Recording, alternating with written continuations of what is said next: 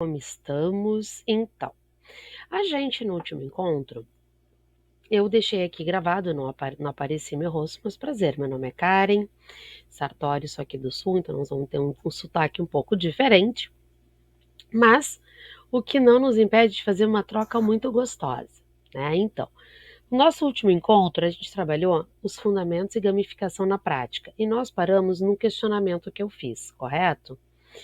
E esse questionamento eu pergunto: pararam para pensar? Quais são os percursos que estamos fazendo? Quais são os caminhos? Quais são as possibilidades?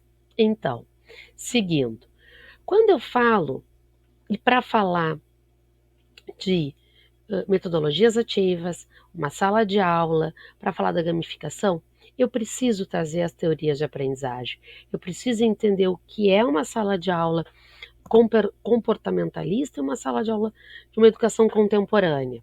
Por que isso? Porque eu preciso entender que uma educação mais estruturada, no sentido de ser mais inflexível, ela vai fazer com que também eu tenha um olhar para os processos educativos de forma diferente.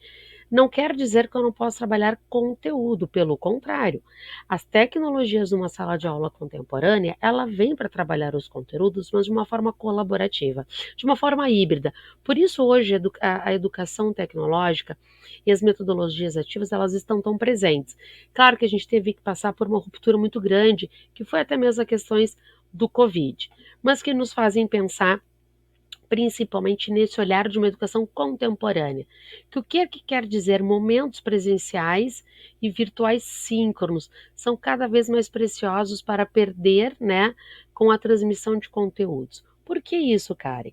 Porque nós, como professores e detentores de um saber, nós estamos para construir e não transmitir. Então, quando eu começo a analisar os ambientes que eu posso proporcionar educação, eu também começo a repensar e refletir sobre essa sala de aula estanque, fechada, entre paredes, né?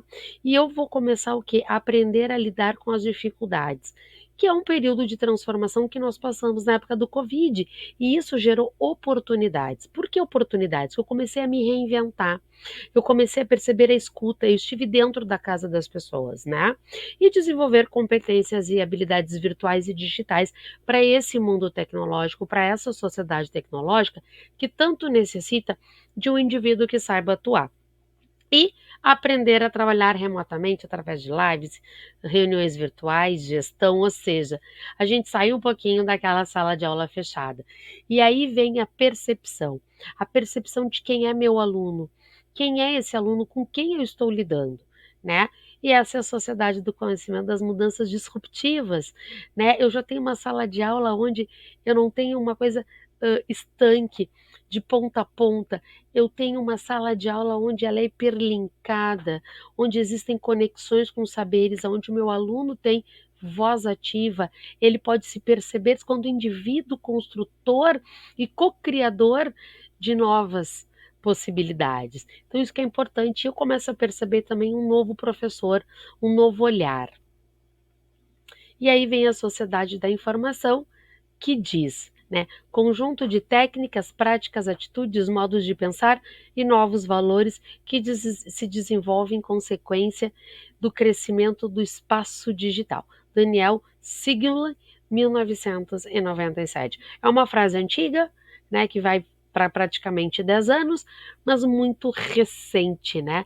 O que que a gente está pensando, quais são os valores, qual é esse pensar, o que que nós queremos para essa sociedade e que a gente consiga, né, perpassar e trazer esse olhar para como gamificar, como utilizar essas tecnologias digitais em prol da educação, em prol do meu aluno, em prol do desenvolvimento social.